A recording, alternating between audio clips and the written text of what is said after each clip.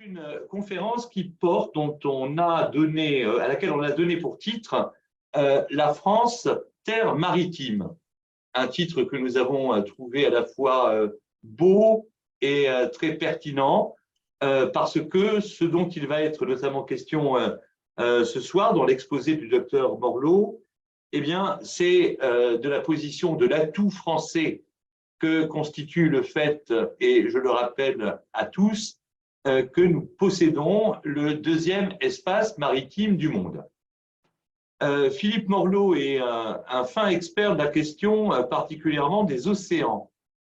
Et je dois dire qu'il m'a beaucoup appris au cours des 2-3 conversations que nous avons eues, et également par les textes qu'il m'a envoyés sur la question. Il m'a particulièrement sensibilisé aux enjeux afférents à cette question des océans. J'en profite pour préciser que vous savez que le pôle d'expertise des Patriotes édite une revue, Défis souverainistes, et a un site autonome, séparé donc du site du mouvement, les Patriotes, les-patriotes.fr, que vous pouvez visualiser, trouver à l'adresse www.souverainisme.fr.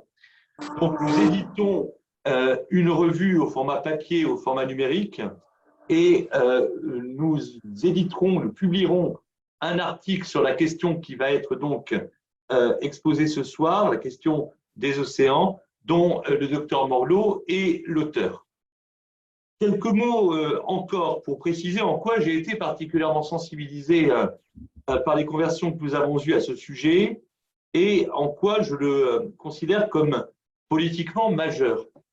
L'un des aspects de ton propos, Philippe, ce soir, sera de souligner l'enjeu écologique qui est lié au sujet des océans. Or, force est de constater que l'écologie politique, que nous ne portons pas autant que nous sommes très haut dans notre estime, eh bien, ne dit quasiment jamais rien, sinon rien du tout, jamais, sur ce sujet pourtant écologiquement ô combien crucial.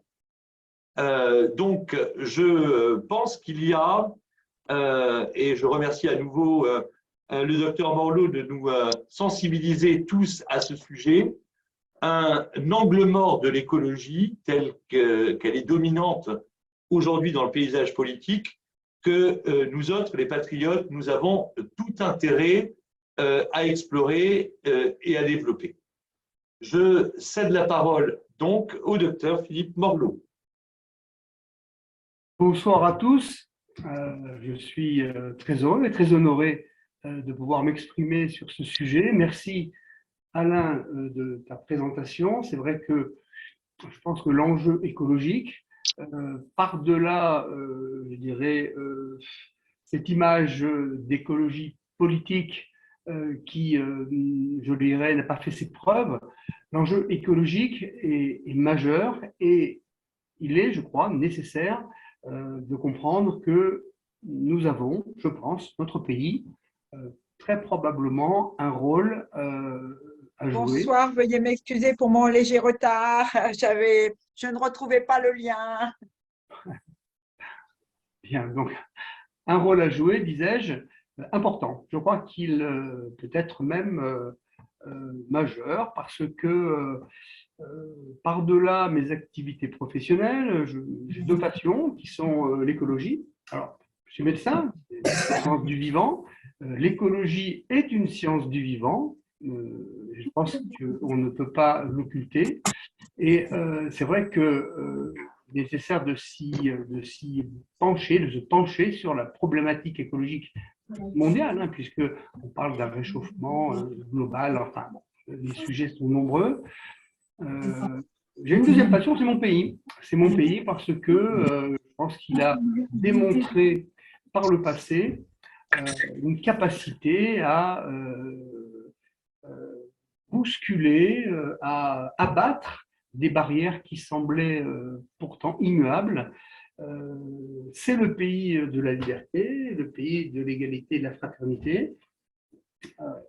L'ancien régime a duré des millénaires et une nouvelle ère, me semble-t-il, est née de la Révolution française. Un pays qui, de ce point de vue-là, a prouvé qu'il était capable de faire de grandes choses et peut-être même d'influer sur des événements, les événements à l'échelon planétaire. Pourquoi pas?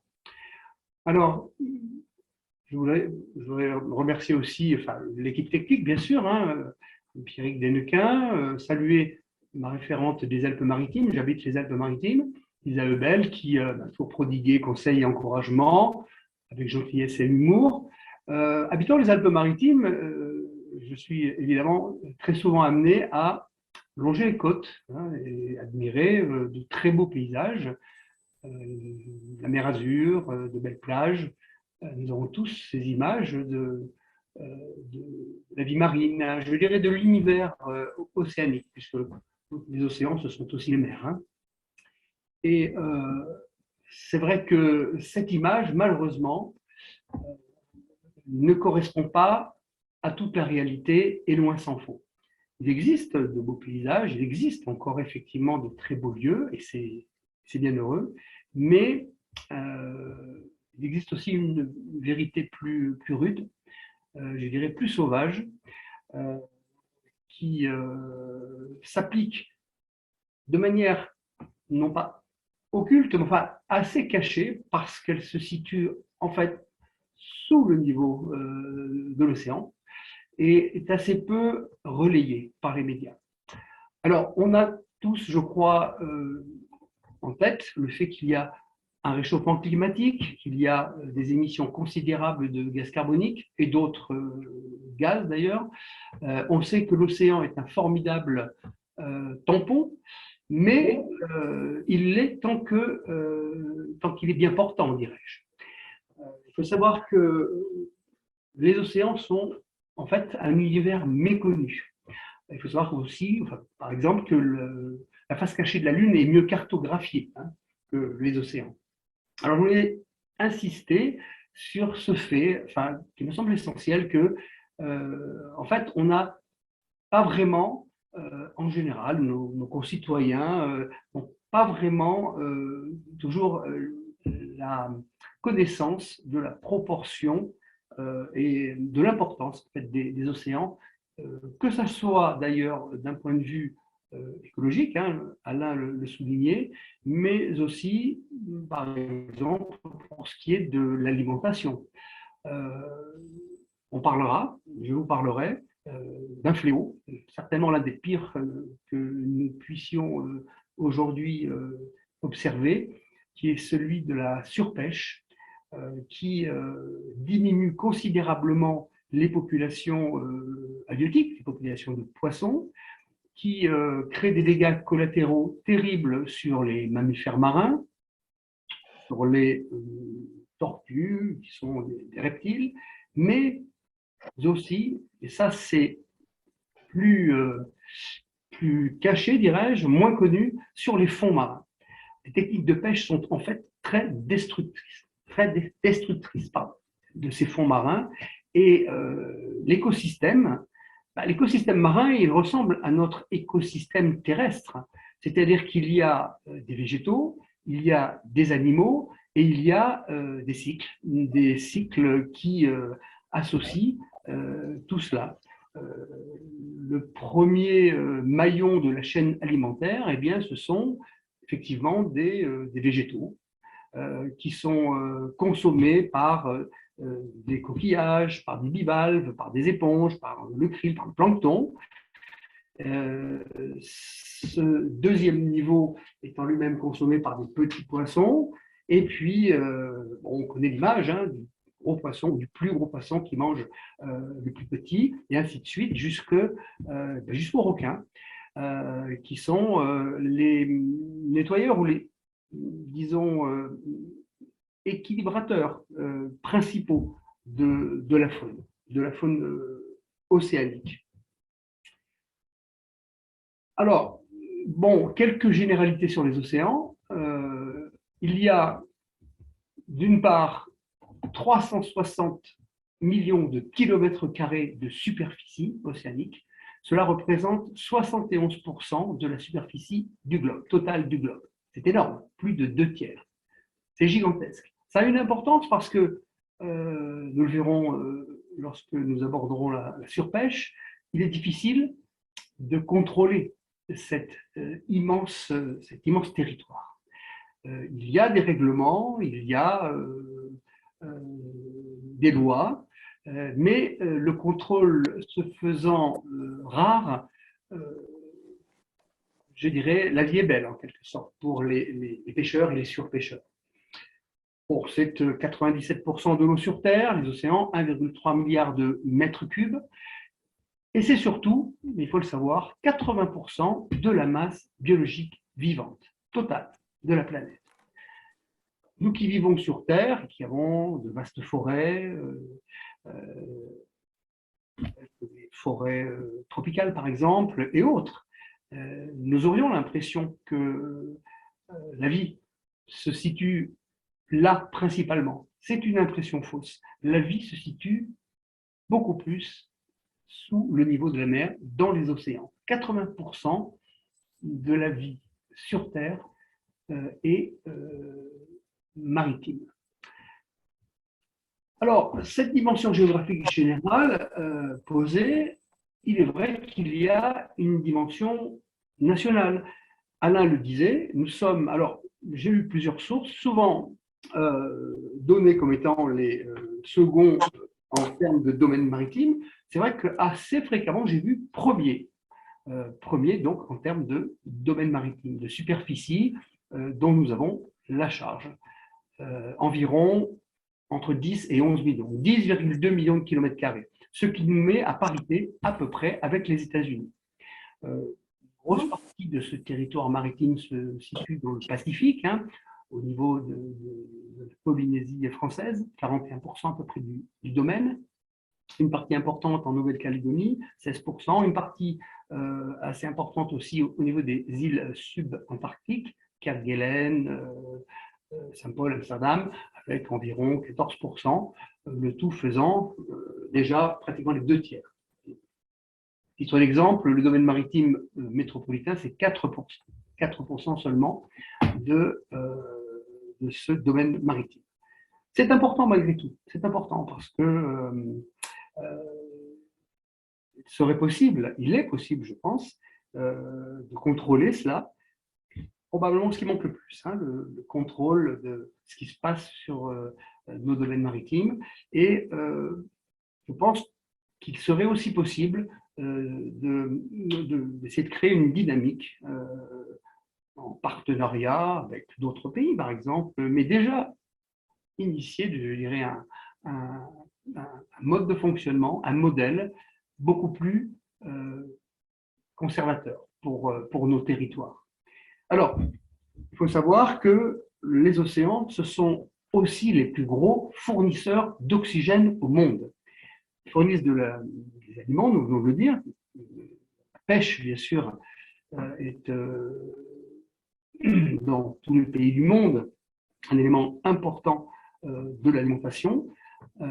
Ce sont, je vous le disais, aussi, et je dirais presque principalement maintenant, parce que les problèmes écologiques, les problèmes de réchauffement climatique prennent une ampleur plus dramatique, dirais-je, de jour en jour. On est parfois un peu désespéré de voir que peu de solutions amènent à une amélioration. Alors, de ce point de vue-là, donc, les océans fournissant… Alors, quel est le pourcentage exact de l'oxygène global que les océans produisent? C'est difficile à dire. Pour certains, il y aurait jusqu'à 85%. Alors, je pense que ça a été peut-être possible. 85% de l'oxygène global de la planète. Hein. Je pense que ça a pu être possible lorsque les océans étaient en pleine santé. Aujourd'hui, on s'accorde pour dire que c'est de toute manière plus de 50%. Assez fréquemment, on entend 70%. Il est difficile d'établir un chiffre précis, compte tenu justement des dégradations déjà importantes qu'on subit, donc qu'a subi la biomasse océanique. Alors, il faut comprendre que les plantes océaniques fonctionnent comme les plantes terrestres. elles elles se nourrissent de lumière donc, et d'éléments qu'elles trouvent dans l'océan lui-même, et elles croissent par photosynthèse. L'avantage immédiat que l'on peut peut-être, dont on peut avoir l'intuition, c'est que en fait, on n'a pas besoin d'arroser les plantes aquatiques puisqu'elles vivent dans un milieu aquatique.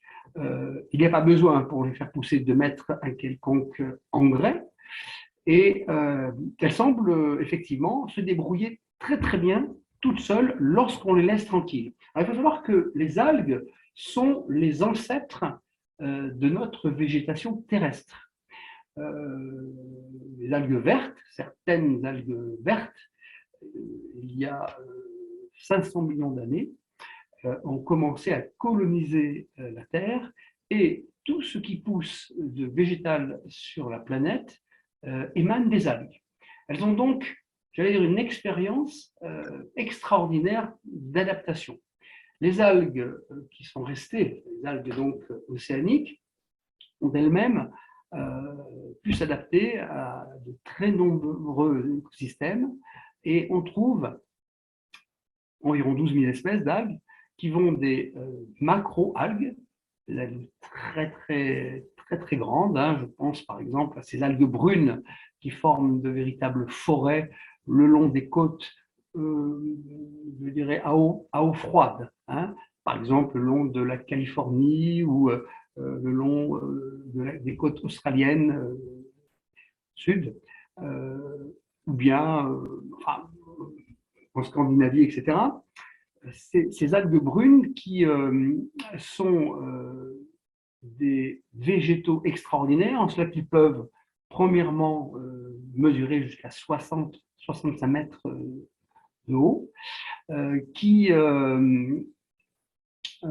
se développent de 30 cm par jour environ, et qui peuvent capter, alors ça c'est un chiffre qui est assez extraordinaire, qui peuvent capter 3, 4, 5, et on pense même qu'on pourrait améliorer la captation du gaz carbonique à le multiplier par 10 comparativement.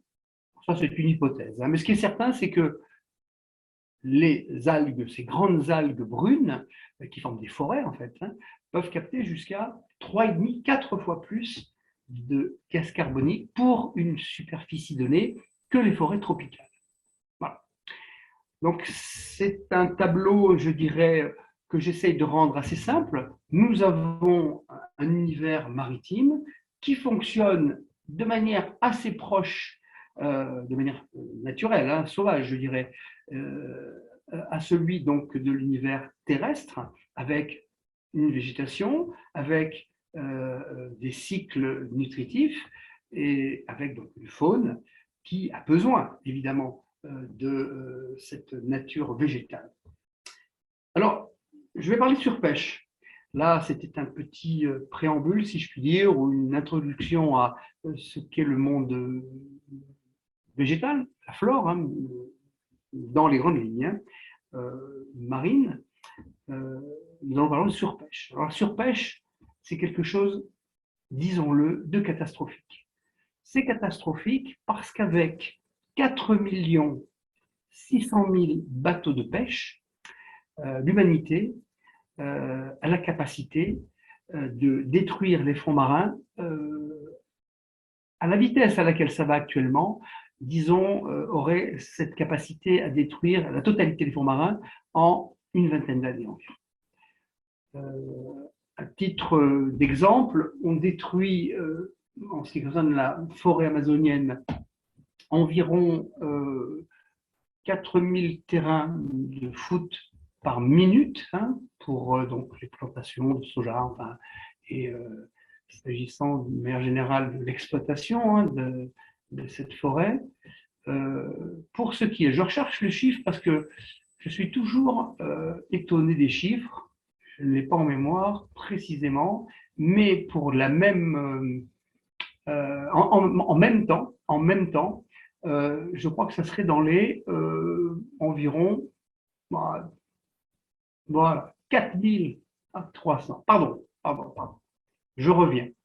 Pour ce qui est de la forêt amazonienne, ce sont 27 terrains. Oui, il me semblait bien que je me trompais d'un ou deux zéros. Ce sont 27 terrains de football qui sont détruits chaque minute, ce qui correspond à peu près 10 millions d'hectares par an. Pour ce qui est des océans, ce sont 4316 terrains de football détruits chaque minute, ce qui fait 1,5 milliard d'hectares. Alors comment détruit-on ces forêts? Indépendamment des pollutions, dont tout le monde a conscience, pollution en termes de produits chimiques, produits industriels, produits organiques, hein, l'agriculture et puis l'élevage font quand même des déchets qu'on déverse dans les mers. Eh bien, il y a, de par les techniques de pêche et donc de surpêche, puisque actuellement il n'y a pas de contrôle, il y a des techniques telles que celles des chaluts géants qui viennent racler les fonds marins. La technique du chalut et bon, bien sûr du chalut géant, c'est d'envoyer une nasse, un genre de cône, très lourdement lesté et qui va racler le sol et récupérer absolument tout ce qu'il y a de vivant, mais aussi bien animal, donc la faune, hein, les poissons, mais aussi, encore une fois, les mammifères marins, les tortues, absolument tout ce qui vit, et détruire complètement les fonds coralliens, par exemple, mais tous les fonds, et laisser un genre de désert derrière elles. Ça, c'est un problème qui est en parallèle au fait que, évidemment, les populations halieutiques disparaissent, enfin, diminuent de façon drastique. La courbe de disparition des thons, des diverses espèces de thons est catastrophique, puisqu'on arrive maintenant à des disparitions de l'ordre de 90% ou plus même sur certaines espèces. Chacun sait, ou disons qu'on entend maintenant parler de la raréfaction du cabillaud. D'autres espèces comme le flétan ont pratiquement disparu. Alors cette surpêche sur laquelle je voudrais insister, eh bien, elle ne devrait pas exister parce qu'il y a des règlements, parce qu'on devrait en principe respecter ces règlements. Simplement, elle se fait de manière illégale. Elle se fait la nuit, très souvent. Elle se fait dans des domaines maritimes de pays qui ont peu de moyens de contrôle. Elle est terrible. Elle est terrible. C'est donc la première partie de ce que je voulais vous dire. Il y aurait beaucoup à dire en termes de chiffres. On pourra peut-être en parler ensuite dans les questions que vous aurez probablement à me poser.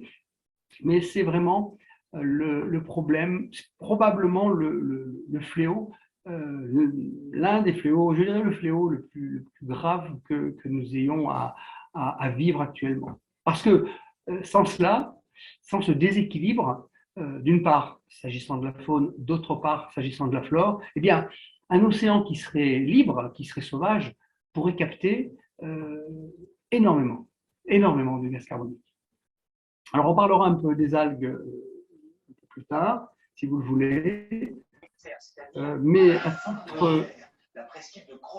titre d'exemple, j'ai un petit micro allumé, à titre d'exemple, pour disons, imager le propos. Il faut savoir que certains scientifiques spécialistes de la mer proposeraient d'établir des plantations d'algues, de laminaires, de ces grandes algues brunes dont je vous parlais, entre autres, et pour permettre donc une capture du gaz carbonique rapide. Alors, il y a quand même une différence entre la Terre et les océans s'agissant du cycle du carbone. Et elle est tout à fait notoire, je dirais. Lorsque arbre ou lorsqu'un être vivant sur Terre meurt, il réintègre le sol et le carbone dont il est constitué va permettre donc aux plantes, et puis aux animaux qui consomment les plantes, et puis aux animaux qui consomment les animaux, de récupérer ce carbone. Et c'est un cycle qui, je dirais, est facile à comprendre, bien évidemment, mais qui diffère de celui des océans en cela que il existe des abysses dans les océans. Et les abysses eh bien, sont noirs. Ils ne permettent pas la photosynthèse. Et donc, les algues, comme à peu près tout ce qui vit, perdent une partie de leur substance. On parle d'un exudat. En fait, il s'agit de particules, comme nous-mêmes nous perdons nos cheveux, ou bien avons une desquamation. Hein. Notre peau, effectivement, voilà, petit à petit se régénère. Nous perdons une partie. Nous-mêmes, de même que les arbres perdent leurs feuilles, tout ce qui vit, en fait, perd une partie de sa substance.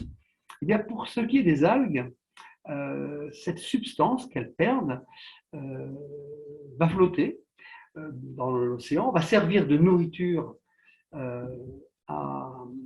différents organismes dont nous avons parlé tout à l'heure, le plancton, le krill, les coquillages, et sera donc amené à permettre à une faune de vivre. Et c'est un cycle qui ressemble bien évidemment, celui-ci totalement, à celui que nous avons sur Terre. Par contre, il existe une partie, alors on estime à 10 à 15% environ de ces exudats, qui va sombrer dans les océans. Et il faut savoir qu'à 300 mètres de profondeur, eh bien, ces éléments vivants sont piégés, commencent à être piégés.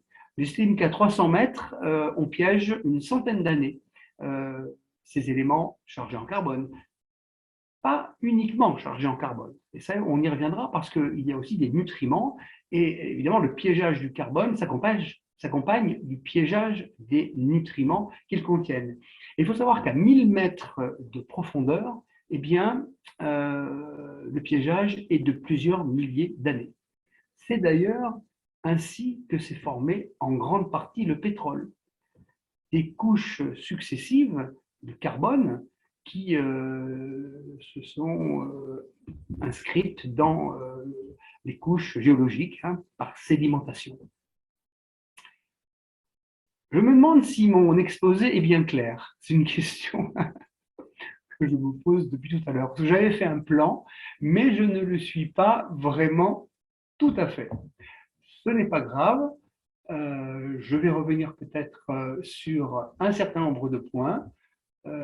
Par exemple, oui, nous parlions de gaz carbonique et de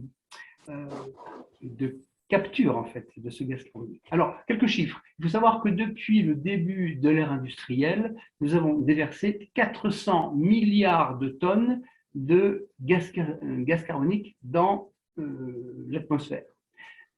Ces 400 milliards de tonnes sont issus pour une immense partie, je dirais pour l'essentiel, de combustibles fossiles. Ceux-là même qui ont été créés pour grande partie par les océans il y a plusieurs millions d'années. Alors, je crois que cette caractéristique devrait faire l'objet d'études, de recherches. Elles existent déjà, mais elles sont, je dirais, plutôt à l'état embryonnaire. S'agissant de ce qu'il serait possible de faire en termes de, bien sûr, protection, nous en avons parlé, et ça, nous en reparlerons. Il est impératif, me semble-t-il, de protéger nos océans, mais d'études s'agissant de ce qu'il serait possible de faire en termes d'aquaculture, en termes de culture de plantes marines. Aujourd'hui, seuls quelques pays d'Asie le font, cultivent. On sait que les Japonais, par exemple, consomment pour leur alimentation environ 10% d'algues. pour un occidental, l'algue, c'est quelque chose qui sent pas très bon, qui est gluant et souvent, je dirais, entouré d'insectes, dirons-nous. Oui, enfin, ces algues que nous avons sur nos plages sont souvent en cours de putréfaction, de décomposition. L'algue fraîche, alors j'en ai fait l'expérience, j'en fais tous les jours l'expérience d'ailleurs, l'algue fraîche, bien rincée, est très neutre, très très neutre en goût. Alors, c'est vrai que les habitudes alimentaires sont ce qu'elles sont. Il est certain que les algues sont non seulement donc très riches en carbone, mais aussi très riches en protéines. Alors, les exemples sont nombreux, oui, on peut dire nombreux, mais c'est vrai qu'on n'a pas cette expérience plus que ça dans nos régions. Ils sont nombreux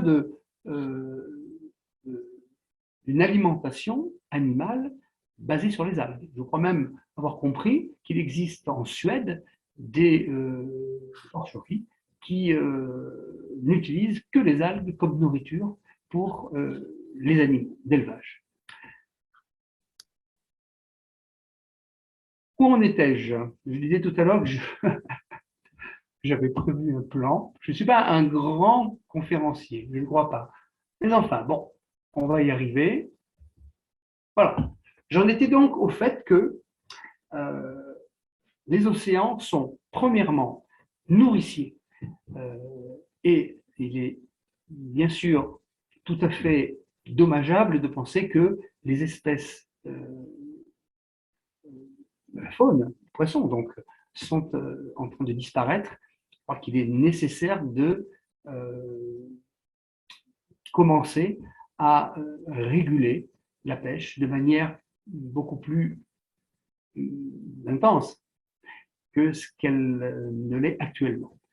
Et les différentes réunions, les différentes COP qui se réalisent régulièrement on parle bien sûr de ces problèmes, mais pour l'instant n'ont pas vraiment, je crois, pu apprécier à leur juste valeur les potentialités océaniques. À ce propos, il faut savoir qu'il y a un certain nombre d'options donc de développement durable qui sont proposées par les Nations Unies, d'opérations voilà, qui sont financées par les Nations Unies. Et de ce point de vue-là, le plus petit financement, l'un des plus petits financements revient aux océans, alors que il pourrait s'agir, et de manière naturelle, d'une vraie solution et aux problèmes donc écologiques dont nous avons parlé, et pourquoi pas aux problèmes d'alimentation. Alors, alimentation humaine, bon, les habitudes ne sont pas forcément toujours faciles à changer. Il faut savoir qu'on mange des algues tous les jours. Hein. Les algues sont déjà utilisées depuis longtemps comme texturants, comme épaississants, mais la cuisine à base d'algues, en dehors des préparations japonaises, hein, comme les sushis, n'a pas encore véritablement fait son apparition dans nos régions. Bien. Alimentation animale. Alors, l'alimentation animale, c'est intéressant parce que il faut savoir que nos animaux d'élevage sont en grande partie nourris avec du soja.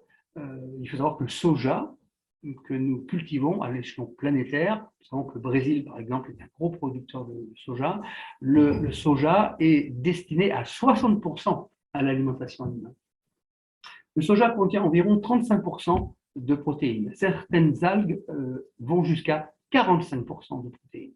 Alors, sans aller jusqu'à dire qu'on pourrait nourrir complètement nos animaux d'élevage avec des algues, bien que la chose existe, hein, on a le cas de moutons dans une île britannique, hein, une île écossaise, de moutons qui sont nourris exclusivement d'algues et dont on dit que la chair est excellente. Je pensais par exemple à ces moutons des présalés qu'on peut aussi dont on peut apprécier la chair dans les régions atlantiques. Hein. Il semblerait qu'il soit possible, effectivement, d'envisager de nourrir les animaux beaucoup plus avec des algues qu'avec du soja. Alors l'avantage, c'est que les algues, ça pousse à côté de chez nous. Ce soja, par exemple, que nous donnons à nos animaux, qui vient du Brésil, ça a un coût énergétique de transport, ça a un coût en termes d'engrais, ça a un coût en termes de destruction de forêt.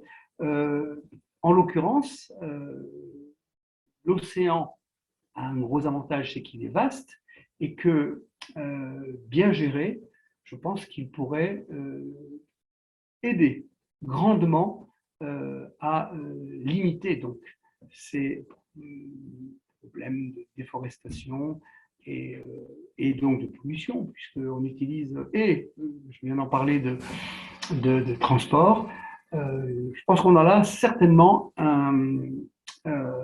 une filière qui reste à développer. Notre pays, que peut faire notre pays? Eh bien, notre pays, je le crois, je pense que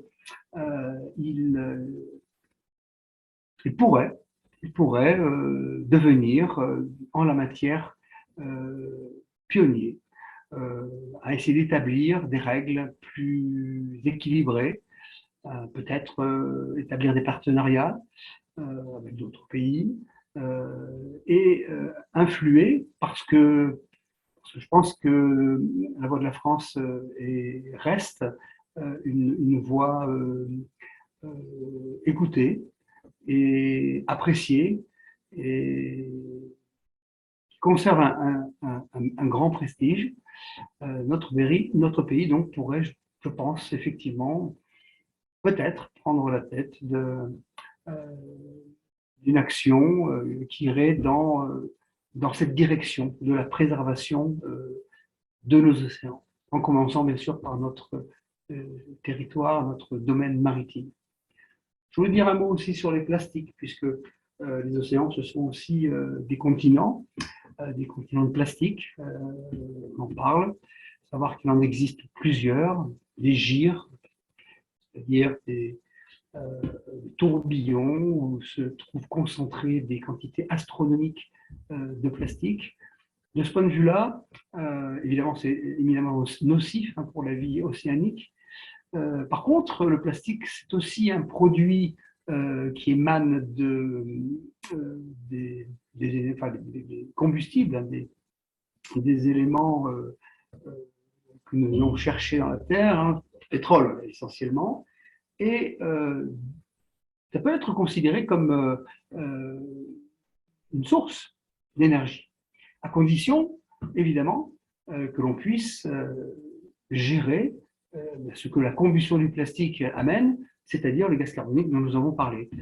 Alors, il existe un certain nombre de travaux qui permettent de transformer certains plastiques en carburant. De ce point de vue-là, il est assez amusant de voir que nous avons dans notre département une association dont le président est l'acteur Samuel Le Bihan, qui a mis au point avec un chercheur, il faut bien le dire autodidacte, mais qui a mis au point donc une machine permettant de transformer certains plastiques, les polypropylènes, les polyéthylènes, en combustible. Alors ça fonctionne dans un village de l'arrière-pays qui s'appelle, une petite ville de l'arrière-pays niçois, qui s'appelle Puget-Théniers. Earthquake, c'est intéressant de le souligner parce que ça pourrait être une solution. Alors, il en existe d'autres, il y a des recherches qui se font un peu partout dans le monde pour recycler ou donc utiliser à titre de carburant les plastiques. C'est vrai qu'il y a eu des tentatives avec les algues aussi de créer des carburants. Ça n'a pas beaucoup fonctionné. Il faut savoir que l'industrie peut être intéressée par les algues. Au moment de la Première Guerre mondiale, ce sont les Allemands qui fournissaient la potasse, à peu près, je dirais, la moitié de la potasse du monde, ou plus. Et la potasse est essentielle pour fabriquer de la poudre à canon. Un peu avant le conflit, les Américains se sont aperçus qu'ils risquaient d'en manquer. Et donc, l'industrie s'est développée, une vaste industrie pour fabriquer de la potasse et donc ensuite de la poudre à canon.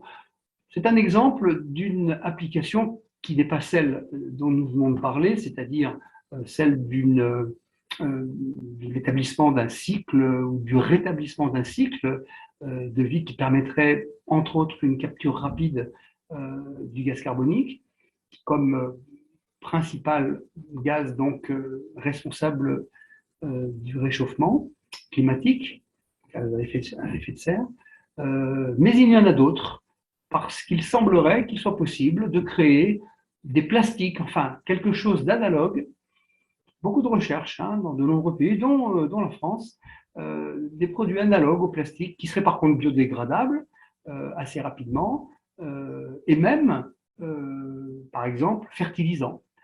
On parle de voiles plastiques pour l'agriculture qui, au bout de quelques semaines, se dégraderaient et deviendraient des fertilisants. Fertilisants, engrais qui sont utilisés de manière immémoriale par des populations vivant le long des côtes, que ce soit chez nous en Bretagne ou un peu partout dans le monde. Alors, en conclusion, j'avais préparé tout un tas de choses. Je ne sais pas si j'ai été clair, je le souhaite. Si ce n'était pas le cas, écoutez, je répondrai bien sûr à vos questions. En conclusion, je pense que nous sommes là face à, je dirais, une problématique qui est une problématique globale, certes, mais dont nous ne voyons pas qu'il existe actuellement la moindre émergence d'une façon de faire pour enclencher, pour initier donc un processus. Peut-être pourrions-nous y réfléchir et tenter de parvenir à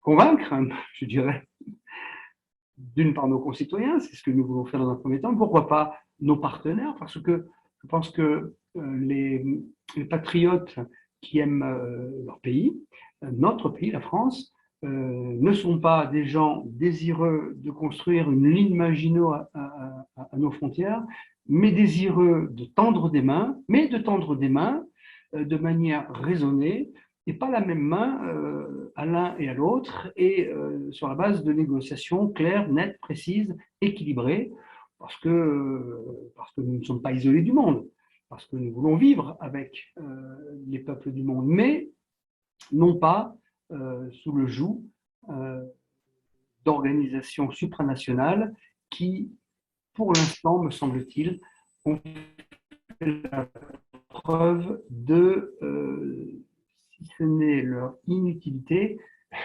plutôt de leur nocivité. Voilà pour l'essentiel. J'ai dû oublier un certain nombre de choses, mais je me tiens à votre disposition pour toute question qui pourrait venir. Merci beaucoup, Philippe. Alors, je te rassure tout de suite, ton exposé a été extrêmement clair. Je ne sais pas si tu vois les propos tenus dans le chat, comme on dit, David, Jean-Yves. Pas vraiment. Je ne sais pas comment faire. C'est pas grave, il n'y a pas de questions pour l'instant dans le chat, mais n'hésitez pas. Ah oui, je vois. Nicolas, voilà. Interroger Philippe à vous signaler. En levant, il y a la possibilité de lever une main virtuelle. Alors, on a une première question de Grégory. Oui. Grégory, oui, je vous écoute. Oui, bonsoir Philippe, merci pour votre exposé. Si vous pouviez revenir sur ces processus éventuellement de création de carburant à partir d'algues, j'avais vu un petit peu ça passé 2-3 fois, mais c'est vrai que c'était assez, on va dire assez marginal. Est-ce que vous pensez que dans le cadre d'une politique énergétique, avec les financements publics qui vont avec, est-ce que vous pensez que ce serait une solution plus ou moins viable?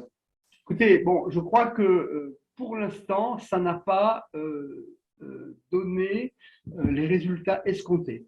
On parvient à faire du carburant, à vrai dire avec de nombreux végétaux, mais le coût en est encore très, très important.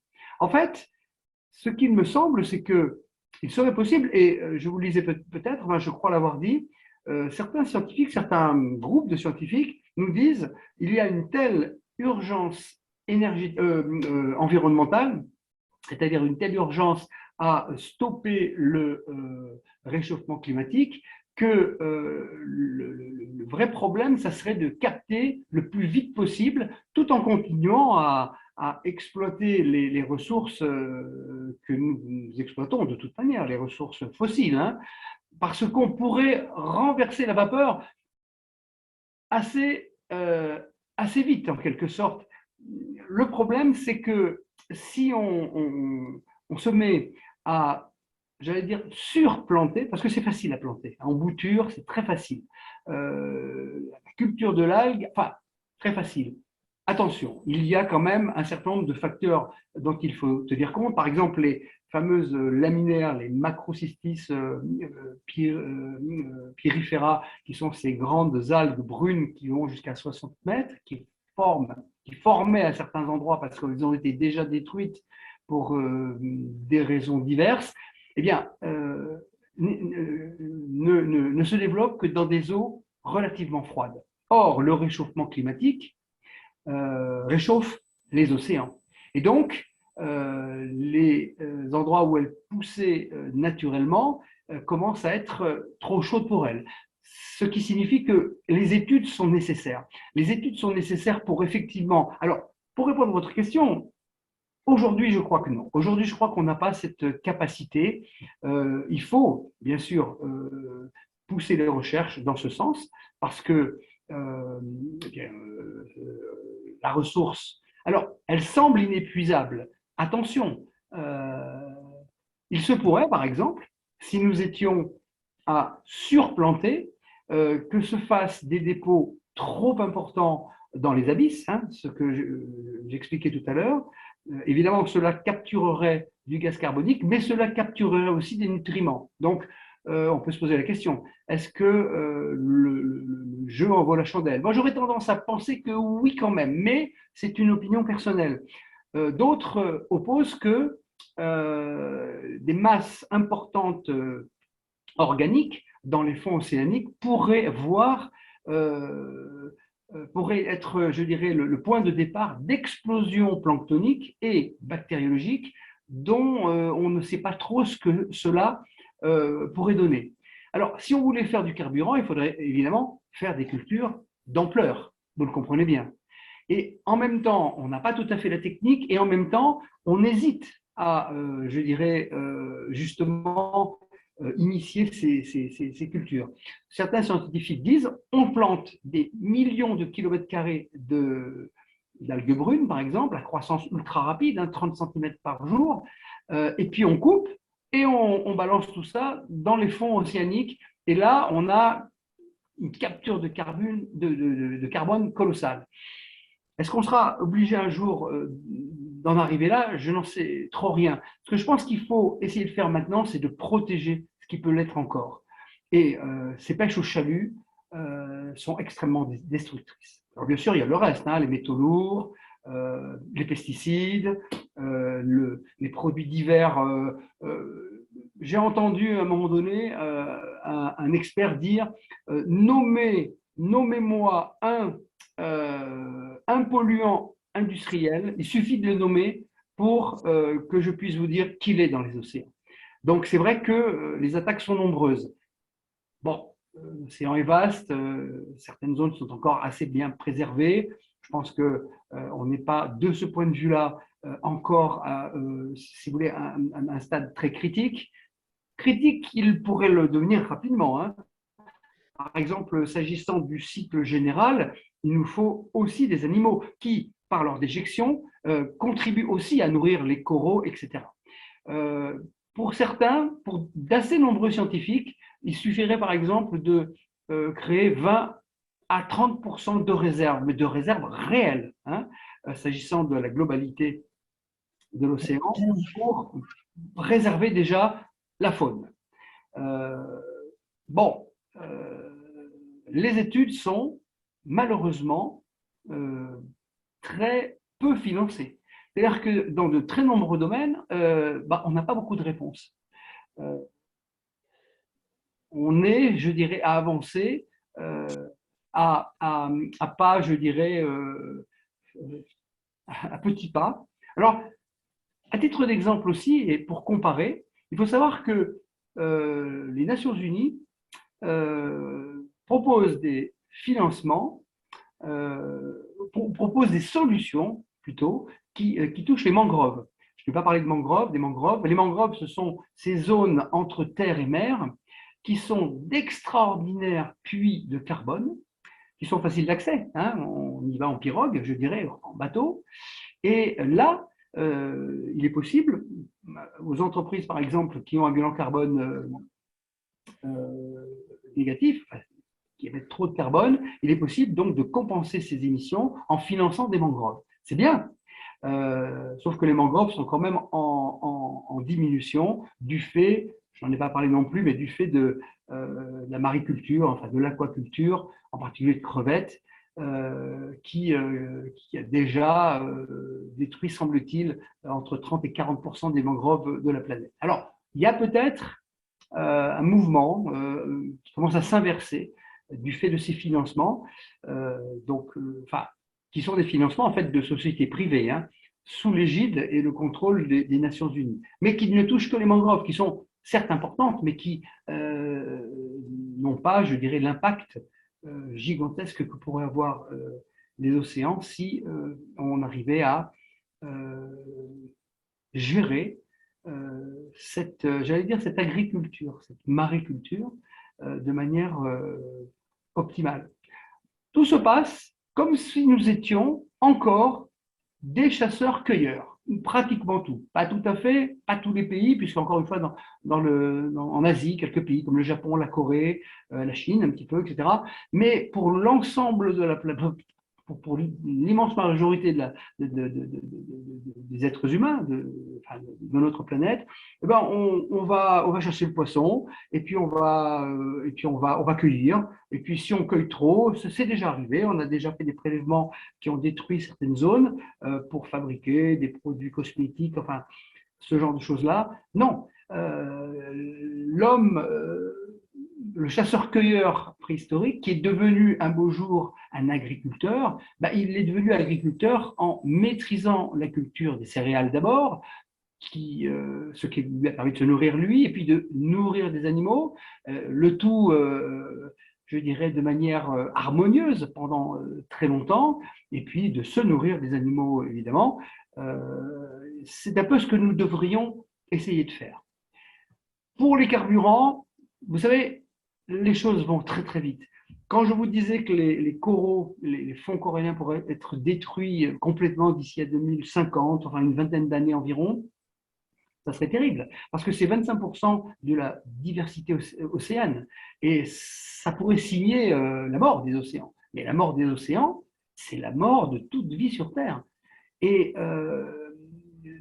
la priorité, c'est véritablement, d'une part, de bien sûr capter ce gaz carbonique. J'aurais pu parler aussi du méthane, parce qu'il semblerait qu'on arrive à diminuer les émissions de méthane des animaux d'élevage, à leur donner en complément certaines algues qui viennent détruire, hein, inhiber les bactéries qui fabriquent le méthane. Hein. Donc on arrive à des résultats en laboratoire. Pour l'instant, c'est là encore, vous voyez, on pourrait aller plus vite s'il y avait plus de financement. Mais en laboratoire, on arrive à diminuer de 80%, par exemple, les émissions de méthane. Alors, le méthane, c'est moins important en volume que le gaz carbonique, mais c'est 30 fois plus nocif pour le réchauffement. Par contre, le méthane, en une décennie, si on coupait le robinet, en quelque sorte, si on arrivait à ne plus émettre, en 10 ans, il n'y aurait plus de méthane. Et donc, ça ferait déjà une sacrée différence en termes de limitation et même de refroidissement, je dirais, de l'atmosphère. Voilà, donc pour l'instant, l'un des éléments terribles que nous vivons, c'est qu'il n'y a pas assez de financement pour ces recherches qui touchent l'océan. Voilà. Est-ce que j'ai répondu? Je suis désolé, mais en gros, c'est ça. En gros, pour l'instant, il n'y a pas. Il n'y a pas les moyens de faire ces recherches, ils n'y sont pas. Il y a eu quelques tentatives. Pour l'instant, c'était vraiment, j'allais dire, hors de portée, surtout d'un point de vue économique d'ailleurs. Il faut bien le dire. Parce que je pense qu'on peut le faire comme avec d'autres végétaux, comme l'éthanol que nous faisons avec d'autres végétaux. Voilà. Alors, Merci J'ai beaucoup. répondu, Grégory. Oui. Non, je disais simplement merci, docteur Morneau. Ah, j'en prie, Grégory. alors, nous avions une question de Christine, mais qui levait la main depuis un moment, qui a baissé la main et que je ne vois plus. Par contre, nous avons, alors si elle est toujours là, qu'elle n'hésite pas à se signaler à nouveau. Par contre, nous avons des questions dans le chat que je vais te lire, Philippe. Oui, oui. Une question qui est la suivante. Et l'exploitation du fond des océans pour les richesses minérales, cela détruit les fonds sous-marins? Non.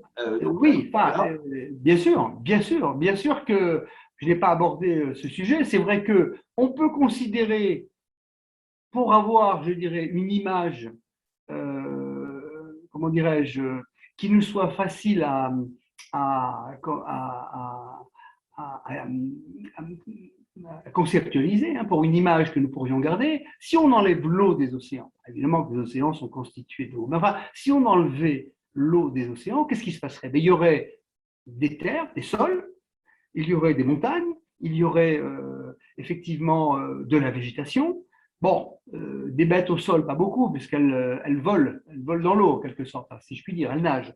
Mais c'est vrai, bien sûr, c'est vrai, bien sûr qu'il y a l'exploitation des matières premières minières. La toute première, celle que nous connaissons, c'est bien sûr celle du pétrole. Euh, alors, ça détruit les fonds marins, oui. Enfin, il faudra évidemment considérer le problème et il faudra faire en sorte que cela ne se fasse pas de manière trop importante. Quand on a une mine, quelle qu'elle soit, sur la terre ferme, eh bien, évidemment qu'il y a, je dirais, une zone qui n'est plus totalement naturelle. Bon, c'est un problème. C'est un problème, puisqu'on parle de mines, et puisque enfin, j'en suis venu à parler de pétrole, il faut savoir quand même, pour avoir une idée de ce que c'est que la surpêche, parce que je crois que je n'ai pas peut-être suffisamment insisté sur le volume que cela représente. Pour avoir une idée de ce que c'est, probablement certains d'entre vous se souviennent de la catastrophe de Deepwater Horizon, qui était cette plateforme de forage pétrolier située dans le golfe du Mexique et qui a explosé en avril 2010. Pendant une trentaine de jours, elle a déversé des flots de pétrole, des quantités astronomiques de pétrole, et ça a été largement relayé par les médias avec effectivement des images d'horreur, si je puis dire, hein, s'agissant principalement des dégâts à la faune, parce que la flore, ce qui est un petit peu plus bas, ça, on y va rarement. Bien, il faut savoir que la catastrophe de Deepwater Horizon a créé moins de dégâts en 30 jours qu'une seule et unique journée de pêche fait tous les jours que Dieu fait, dirais-je, en termes de capture et de destruction halieutique. Plus, bien évidemment, le raclage des fonds. Hein, parlez-moi, si vous voulez, du dégâts en termes de destruction d'animaux marins, toutes sortes, hein, autant les poissons que les mammifères, etc. Voilà. Une seule journée de pêche au monde, c'est 30 jours d'une catastrophe qui a été classée à un moment donné comme la pire catastrophe à hydrocarbures de l'histoire. Hein. Voilà. Ça, c'est un chiffre. Il faut savoir aussi que la pêche, dans la mesure où les populations de poissons diminuent drastiquement, la pêche est subventionnée. Elle est subventionnée et à hauteur d'environ 35 milliards de dollars par an à l'échelle planétaire. Il faut savoir que l'ONU nous dit qu'avec 30 milliards de dollars, on éradiquerait la faim dans le monde. Alors, on est un peu étonné de voir que d'un côté, on subventionne cette activité, alors que de l'autre, on pourrait peut-être l'utiliser différemment. Autre chose, les requins. La pêche aux requins. Alors, il faut savoir que la pêche aux requins, c'est une vraie catastrophe, puisque le requin est tout en haut de la chaîne des carnivores. Il mange donc les poissons plus petits que lui, et donc il régule à ce niveau-là je dirais, la quantité globale et l'équilibre des populations. Quand il n'y a plus de requins, les poissons de niveau 2 se multiplient et dévorent tout ce qu'ils ont sous la dent, si je puis dire, jusqu'à ce qu'il n'y en ait plus, jusqu'à ce qu'ils meurent de faim, tout simplement. C'est terrible. Une chaîne, un écosystème, ça doit comprendre tous les membres, tous ses membres. Sinon, on risque véritablement des catastrophes considérables. Alors, le requin est pêché pour l'aileron. Le reste, on le jette ou peut-être est-ce qu'on l'utilise pour de l'alimentation animale, je ne sais pas. Globalement, c'est pour l'aileron. C'est un mec qui est prisé et on détruit entre 100 et 300 millions de requins que l'on capture pour l'aileron. Et puis, il y a une cinquantaine de millions par an, et une cinquantaine de millions encore qui est capturée en pêche dite accessoire dans les filets, avec d'ailleurs, bien sûr, là encore, des mammifères marins. 300 000 mammifères marins, c'est assez dauphins, etc., par an qui sont capturés et qui meurent, qui se prennent dans les filets, qui étouffent. Si 6 espèces de tortues marines sur 7 sont en voie de, disons, en danger de disparition. Le thon, on est au-delà de 90% de disparition. C'est terrible. Je pense qu'il y a certainement des solutions en termes d'alimentation à trouver. Parce qu'il ne s'agit pas de ne plus pêcher, il s'agirait de pêcher de manière plus raisonnable et peut-être d'essayer de l'infléchir, d'ouvrir un grand débat. Moi, je serais assez partisan d'ouvrir un grand débat dans notre pays pour savoir comment on pourrait faire. Par exemple, privilégier des recettes où effectivement le poisson est moins présent peut-être, mais moins. Et puis les algues dont je vous parlais, qui sont déjà un aliment pour un certain nombre de peuples. 10% pour les Japonais. Les Japonais mangent de leur ration alimentaire 10% d'algues. C'est énorme. C'est traditionnel et ils ne s'en portent pas plus mal parce que les algues, c'est sans matière grasse. C'est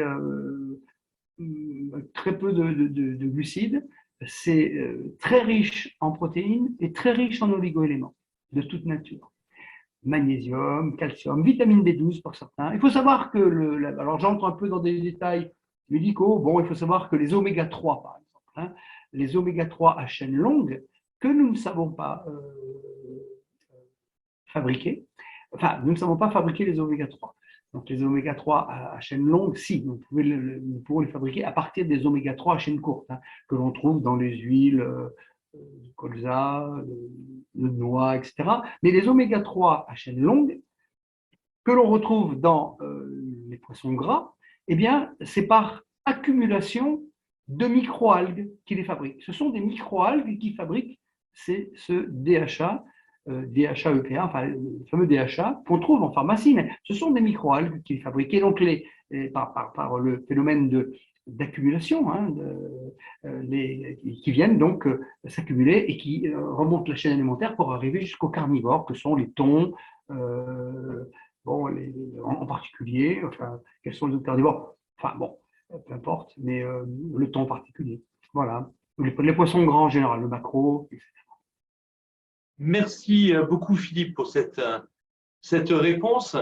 Alors, on va prendre une autre ou deux autres questions. Oui. Je voudrais simplement faire un commentaire sur une intervention qui a eu lieu également dans le chat, où l'on nous dit que la France terre maritime, puisque tel est le titre Oui. de ta conférence de ce soir, Oui. c'est avant tout un sujet géostratégique.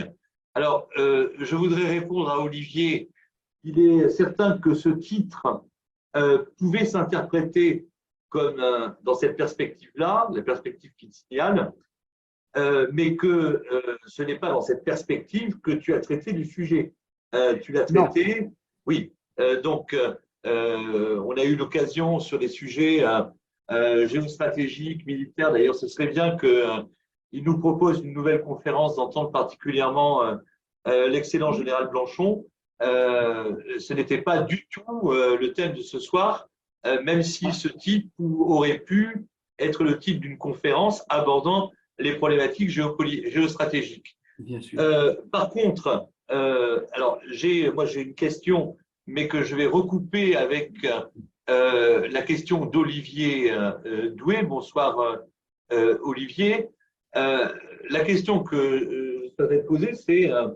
Oui, bonsoir Alain. Et c'est dans cette perspective-là donc que l'intitulé de ton intervention de ce soir prend tout son sens. C'est que la France, tu l'as dit, a évidemment, dans une perspective d'écologie des océans, a joué un rôle planétairement moteur en raison du fait que donc nous disposons du deuxième espace maritime au monde. Tu disais ou bien le premier ex aequo. Oui, alors je l'ai vu plusieurs fois. Donc, bon, peu importe, on est effectivement dans le peloton de tête, si je puis dire, avec les États-Unis. Alors, ce que j'ai envie de te demander, moi, c'est quel est le degré de sensibilité des différentes puissances mondiales relativement à ce sujet de la surpêche et de tout ce qui est, de façon générale, extrêmement nuisible pour les océans. J'aurais tendance à penser que on ferme les yeux sur la surpêche parce que bien évidemment, le poisson est un élément de pratiquement, enfin, un aliment utilisé dans le monde entier, par toutes les populations pratiquement, et donc un aliment, tout ce qu'il y a de plus traditionnel. Alors, je parlais du Japon, qui est quand même un archipel avec de nombreuses îles, lequel Japon comprend par exemple l'archipel d'Okinawa, enfin, ou le groupe d'îles d'Okinawa, qui est réputé pour avoir un nombre de centenaires très important et en bonne santé. Il y a comme ça quelques zones sur la planète. Mais je ne prendrai que cet exemple d'Okinawa. On sait que le régime crétois, par exemple, est aussi recommandé. Mais s'agissant d'Okinawa, l'une des particularités, c'est qu'on pourrait penser que les Okinawaïens mangent beaucoup de poissons. C'est faux. Ils mangent très peu de viande et très peu de poissons. Ils mangent essentiellement des végétaux, tels que le soja, mais aussi beaucoup de produits de la mer, des algues. Alors, des fruits, des légumes, etc., du riz, certes, mais ils sont de très gros consommateurs de produits de type végétaux, hein, des algues. Les algues, en fait, sont consommées dans de très nombreux pays, peut-être pas, mais sont encore consommées dans certains pays. On a le Chili, par exemple, qui a un plat traditionnel à base d'algues, un ragoût, dont le nom m'échappe, hein, mais qui semble être un mets qui émane enfin, des temps anciens et qui a été conservé comme tel. Alors, la question, c'était de savoir quelle était la sensibilité des autres pays. Les pays qui sont gros consommateurs de poissons, évidemment, et qui, je dirais, ont une population importante aussi, Dans la mesure où la surpêche amène à une désertification dans les zones proches de ces pays, territoriales d'une part et puis proches, et bien de proche en proche, aurait tendance à avancer, à progresser et même à aller chercher très loin donc cette ressource, quitte à, je dirais, contracter avec certains pays, passer des accords pour une pêche pratiquement illimitée. C'est ce que j'ai cru comprendre s'agissant du Sénégal, par exemple, qui accepte une pêche importante sur son domaine maritime national. Alors, la sensibilité, je crois qu'il faut la considérer maintenant comme globale. Je crois que les êtres humains, parce qu'on parle beaucoup quand même de réchauffement, on a tous les ans une COP, on a GIEC, on a des articles à non plus finir sur le réchauffement, oui, c'est bien, mais quelle solution est-ce qu'on nous apporte? Alors on nous dit qu'il faut diminuer les émissions, par exemple, de gaz carbonique. Bon, ok, on fait ce qu'on peut, mais ça ne va pas très vite. On nous dit qu'il faudrait limiter la déforestation. Oui, d'accord, mais en même temps on déforeste pour planter du soja. Les habitudes sont-elles faciles à changer?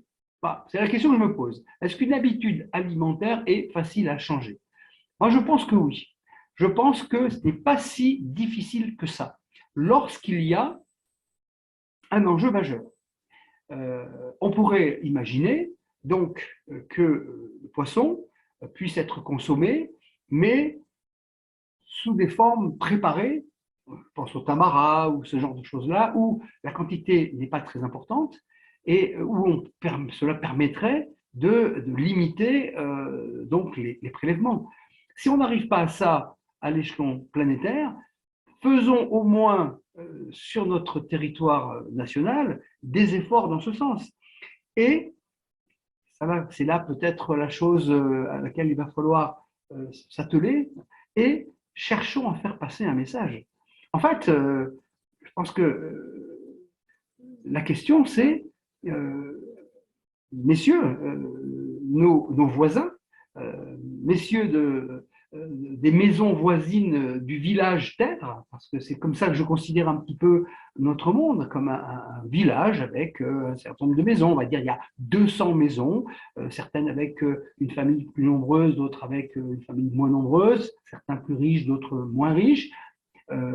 Ok, on vit dans ce village, il faut que nous trouvions les moyens de nous accorder sur un certain nombre de sujets.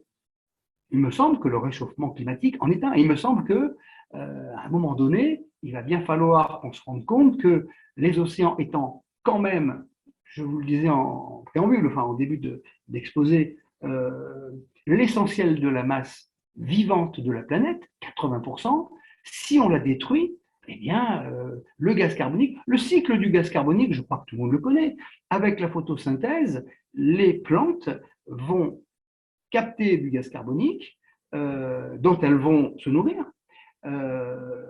donc, et former leurs tiges sur la terre, par exemple, leurs feuilles, etc., et rejeter de l'oxygène. C'est tout simple, c'est la machine la plus simple au monde pour je dirais, capter du gaz carbonique. On voit des machines industrielles, j'ai vu des systèmes industriels, enfin, des systèmes, des usines à capter le gaz carbonique.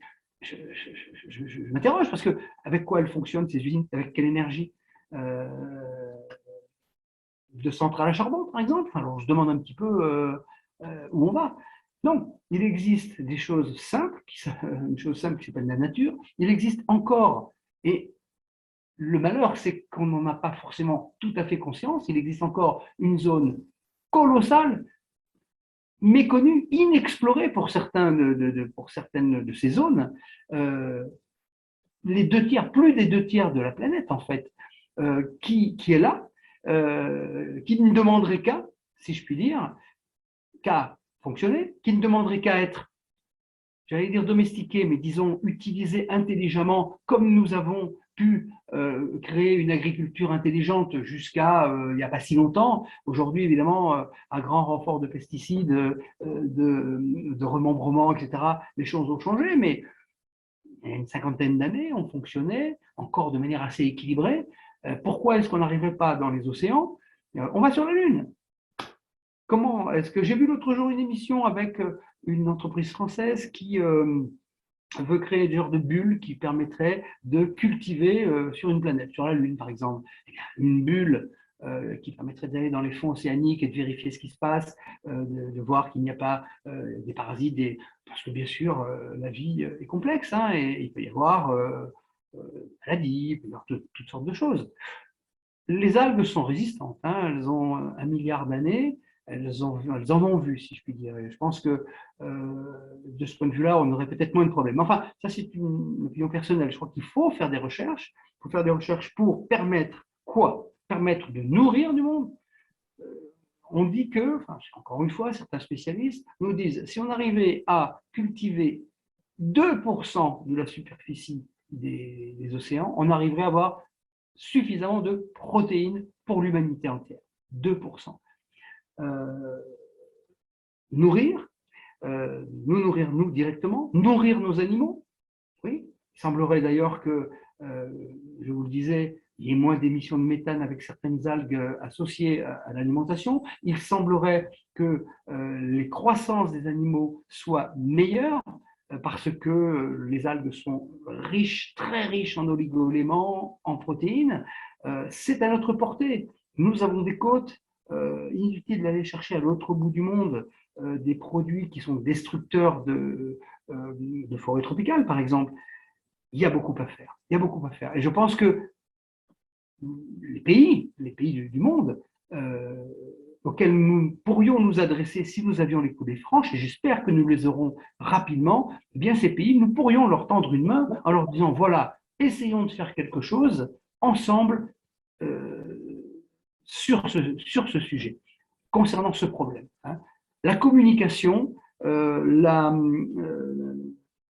connaissance d'un problème, c'est la toute première chose qu'il est nécessaire de développer, de faire circuler. Je suis certain qu'il y a des hommes de bonne volonté dans d'autres pays. Moi, je suis pour un monde de nations où chacun garde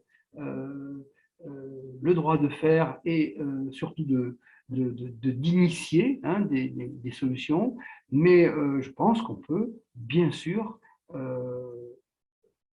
sensibiliser d'autres pays et certainement fonctionner.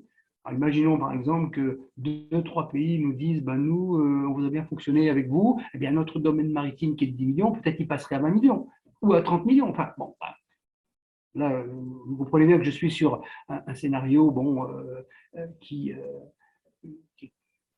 que j'aimerais voir, hein, évidemment, s'accomplir, mais qui ne se fera peut-être pas si facilement. La sensibilité, c'est à nous peut-être d'aller la stimuler, la chercher, d'aller la solliciter en quelque sorte à l'extérieur. Voilà. Et c'est en ceci que donc le titre de ta conférence prend tout son sens. La France a effectivement un rôle à jouer dans le concert des nations, de sensibilisation et ce qui est évidemment tout à fait en pleine conformité avec l'exigence de souveraineté telle que nous l'entendons, qui n'est pas, comme tu l'as très bien dit, une fermeture au monde, bien loin de là. On va prendre peut-être une dernière question. Je dis une dernière parce que on essaie de ne pas excéder l'heure et demie au total, donc on en approche. Oui. Et je vais, même si la question me paraît à plusieurs entrées et que tu as déjà partiellement abordé les choses sous cet angle, je privilégie cette question. Il y en a 2-3 autres, mais parce que c'est celle de Christine qui tout à l'heure levait la main. Oui. Qui ne la lève plus, mais qui finalement a posé la question dont je subodore que c'était celle qu'elle comptait poser oralement dans le chat. Voilà. Et donc, elle nous demande, Christine, pouvez-vous nous parler des produits de la mer dans le domaine médical? Alors, il semblerait parce que on a de nombreuses expériences, et j'en parlais tout à l'heure un petit peu, du fait que, par exemple, les animaux d'élevage semblent mieux croître, semblent être plus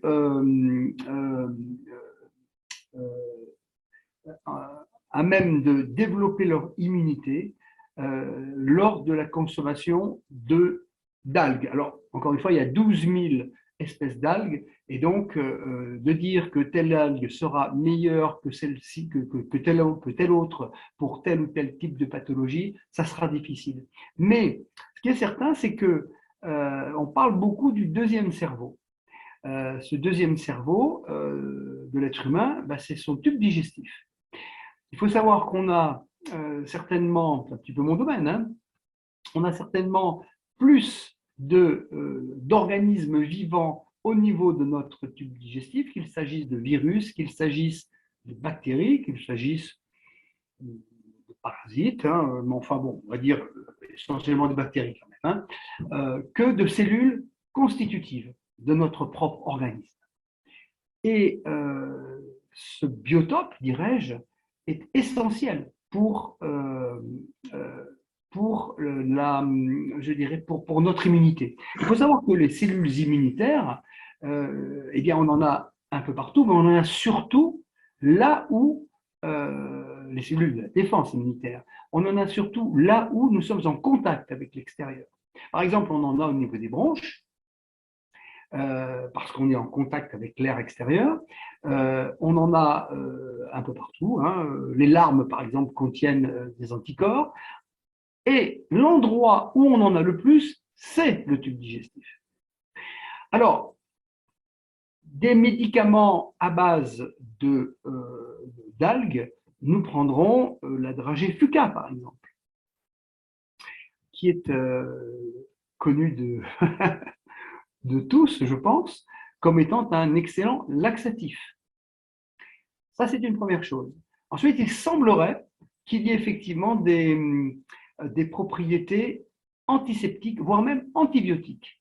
Alors, je n'ai pas à vrai dire approfondi cette question. C'est un petit peu effectivement paradoxal de ma part, parce que je suis médecin, mais je pense que ce que nous avons fait sur la Terre, à savoir recenser, alors c'est un petit peu différent, ça sera un petit peu différent certainement s'agissant des produits de la mer, hein, de la flore, je dirais, maritime. Mais ce que nous avons fait sur Terre, c'est recenser un peu partout dans le monde les plantes qui étaient traditionnellement utilisées pour soigner. Alors là, on sera un petit peu en difficulté, évidemment, pour interroger les poissons. Mais à recenser ces plantes, on s'est aperçu que, ou à observer d'ailleurs la nature, on s'est aperçu que telle plante était utilisée par tel type de population, voire même par des animaux. Par exemple, la quinine a été, semble-t-il, découverte suite à l'observation de lions qui venaient ronger l'arbre lorsqu'ils avaient de la fièvre. Enfin, c'est quelque chose d'assez extraordinaire. Alors, ma réponse sera très brève et je le crains, mais pourquoi pas un petit article à venir là-dessus, que j'essaierai de rédiger avec de la matière, si je puis dire. Je pense qu'il y a très probablement beaucoup à apprendre et à découvrir avec les algues. Alors, bon, encore une fois, le seul argument que j'ai, enfin le seul exemple que j'ai à donner, c'est que il y a effectivement, semble-t-il, une croissance améliorée des animaux d'élevage hein, lorsqu'on leur donne une partie au moins, en partie au moins, une alimentation à base d'algues. Moi, ça me donne l'impression que, eh bien oui, l'immunité est meilleure. Parce que qu'est-ce qui va faire qu'un animal croît moins vite? Il va faire, il se fera qu'il va donc attraper des maladies, que pendant qu'on combat une maladie, on ne prend pas de la masse, il va se voir, il va se faire. Alors le transit, par exemple, le transit est largement amélioré. J'invite les auditeurs, enfin, les participants aujourd'hui, à tester la chose. Hein. Vous trouvez facilement des algues dans les magasins bio, je dirais. Alors on prend de la dulce, enfin bref, il y a 2, 3, 4, 5 algues diverses. On la met dans de l'eau, hein, on la rince pour enlever le sel, parce que c'est coursé avec du sel, et on s'aperçoit que c'est assez neutre, et on s'aperçoit que si on coupe ça en petits morceaux dans une salade, ou si on mange ça avec à peu près n'importe quoi, ça n'obère absolument pas le goût. C'est, j'allais dire, presque insipide. Et par contre, ça améliore grandement le transit. Ça, c'est une certitude. C'est-à-dire les gens constipés le sont moins, les gens, bon voilà, on ne va pas trop entrer dans le détail immédiat, les gens qui ont de la diarrhée en ont moins. Moi, j'y vois quelque chose de très positif. J'y vois quelque chose de très positif. Ça m'amène d'ailleurs à quelque chose qui me vient comme ça, je saute peut-être un peu du coq à l'âne. Il faut savoir que nous avons ici à Menton un restaurant qui a été classé comme le meilleur du monde, le Mirazur. Il y a, je crois, 2-3 ans, en 2019, hein, Michelin, etc. Eh bien, le chef, qui est un chef argentin d'ailleurs, le chef a à sa disposition pour confectionner ses mets une vingtaine d'algues, et il avait même envisagé à un moment donné, je ne sais pas si ça se fera, si ça s'est fait, je n'ai pas eu plus d'informations, envisagé de créer une ferme marine pour avoir ces algues propres, je dirais, pour la confection de ces plats. Alors, je suis de ceux qui pensent un peu quand même, hein, comme Hippocrate nous le disait, et je pense qu'il n'avait pas tort, que la première ordonnance, c'est quand même le menu, notre menu, ce que nous mangeons. En tant que médecin, chacun d'entre vous a certainement déjà eu affaire à un membre de la corporation. Quand on entre chez un médecin, c'est bien rare qu'on ne se dise pas, il va encore me dire de manger moins de fromage, encore me dire de manger moins de charcuterie, etc., etc., etc. Et c'est vrai que la médecine, c'est souvent plus une équilibration dans un premier temps qu'autre chose. Alors, vous dire s'il y a, par exemple, des antibiotiques à base d'algues, ça, je ne le crois pas. Hein. Je ne le sais pas, pour être plus précis, mais je ne le crois pas. Mais je suis bien certain qu'on va y arriver. Après, vous avez un certain nombre d'établissements qui vous proposent des bains d'algues, par exemple. Ça semble être apprécié par certains. Vous voyez, une espèce d'héliothérapie à base d'algues. Voilà, réponse un petit peu maigrichonne, mais je m'y engage là ce soir. Je vais approfondir la question et à l'occasion, soit écrire un petit article ou communiquer donc ce que j'aurais pu découvrir. Voilà. Merci infiniment, Philippe. Je le fais au nom de l'ensemble des participants. Et je te rassure, ton exposé a été parfaitement clair, tout aussi clair, autant clair que passionnant. Ce que je laisse ouvert comme possibilité, puisque l'on doit, au bout d'un moment terminer, c'est, si tu l'acceptes, c'est éventuellement que ceux d'entre vous qui auraient des questions qui n'ont pas eu la possibilité de poser ou auxquelles ils repenseraient par la suite, eh bien, peuvent les poser au docteur Borloo par mon intermédiaire en écrivant un mail à l'adresse que je vous redonne, qui est l'adresse du pôle d'expertise des Patriotes, qui est polex, P-O-L-E-X, les-patriotes.fr, et je te transmettrai ces mails éventuels si tu l'acceptes pour éventuellement que tu prennes le temps de proposer une réponse aux questions qui seraient ainsi posées. Bien sûr, bien sûr. Je voulais remercier, te remercier, Alain, encore une fois, remercier toute l'équipe du pôle d'expertise et faire un petit coucou à Isaac que je vois là dans le petit écran. Qui est là en haut. Coucou Isaac, qui est là en haut. Ouais. Remercier tous les participants. J'espère avoir été pas trop dispersé dans mon exposé. Effectivement, bien évidemment, toutes les questions qui me seront posées, j'y répondrai par le biais d'un mail. Ben, je souhaite que chacun, enfin, j'espère avoir intéressé, j'espère que la chose. Alors, on a un certain nombre de sources possibles, hein. On a par exemple l'INEE, qui est l'Institut national de l'écologie et de l'environnement, qui a un nombre considérable d'articles sur tous les domaines possibles, imaginables, mais en particulier s'agissant de l'océan. Ça a été une de mes sources. On a un livre sur les algues qui vient de sortir, qui est tout à fait passionnant et que je recommande, qui est de M. Vincent Doumezel, Doumezel, qui s'appelle La révolution des algues. Et puis, j'ai un film, hein, on m'a recommandé, qui est un petit peu difficile à voir parce que c'est un petit peu un film d'horreur, sur la surpêche en particulier, pas que, qui s'appelle Seaspiracy sur Netflix. Alors Netflix, il y a beaucoup de séries. Moi, je ne regarde pas les séries. Ou si, j'en ai vu une ou deux dans ma vie, ça m'a suffi. Mais ce film-là, je le recommande parce qu'il est percutant et je crois qu'il n'est pas possible. Il me semble, hein, on ne vit pas de la même manière avant et après l'avoir vu. Voilà. Peux-tu redonner le nom, le titre du film en question? Si comme la mer, S-E-A. Spiracy, S-P-I-R-A-C-Y. En fait, il fait suite à un film qui s'appelait Co, comme la vache, C-O-W, Spiracy, le jeu de mots, hein, Cospiracy, qui traitait de l'élevage. On verra que l'élevage, c'est pas terrible non plus. Mais Seaspiracy, alors oui, peut-être commencer par Cospiracy comme mise en bouche, si je puis me permettre. Une blague pas très amusante, à vrai dire, mais ensuite, effectivement, pour entrer dans un sujet très très dur, celui de la surpêche, c'est terrifiant, c'est terrifiant. Je crois qu'il faut en prendre conscience, il faut que nous en fassions prendre conscience aussi aux peuples qui voudront bien répondre à une main tendue de notre part.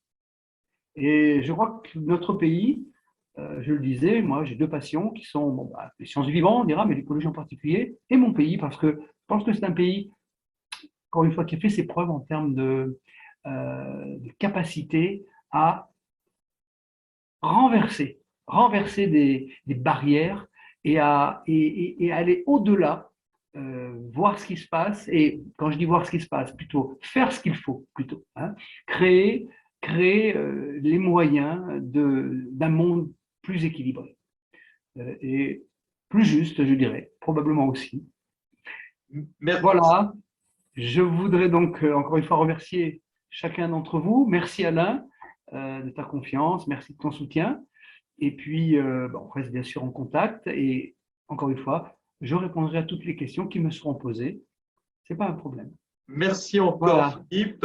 Juste quelques mots encore pour préciser que, comme à l'habitude, cette conférence étant une conférence donc thématique et non pas une formation pratique à seul usage interne, il sera possible de la retrouver, puisqu'elle a été enregistrée naturellement, à partir du site du pôle d'expertise des Patriotes, dont l'adresse, je la rappelle, est www.souverainisme.fr.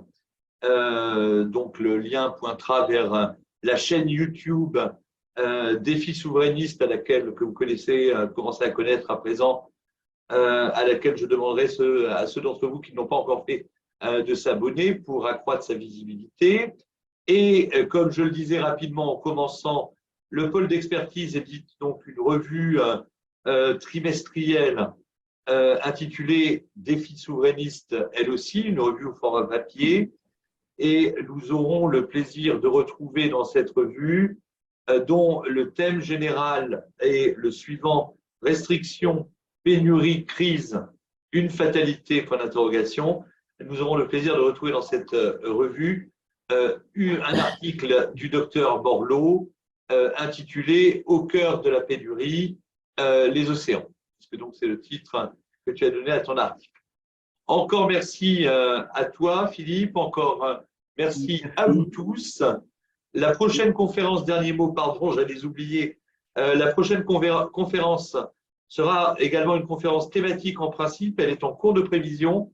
Je vous l'avais annoncé, je crois, enfin, je l'avais annoncé aux référents lors d'une réunion des référents, il me semble, lors de la dernière réunion des référents. Sans doute, la prochaine conférence portera-t-elle sur la question de la protection animale, ce qui m'a paru être un enchaînement assez logique, Oui. et sera dispensée, si elle en est d'accord, il faut qu'on cale tout ça, par notre référente nationale thématique à la protection animale, notre excellente référente départementale de l'Ille-et-Vilaine, Claude Béquignon. Voilà. Je vous souhaite à tous une bonne soirée et je vous dis donc à bientôt. Bonne soirée, à bientôt donc. Merci Alain. Au revoir.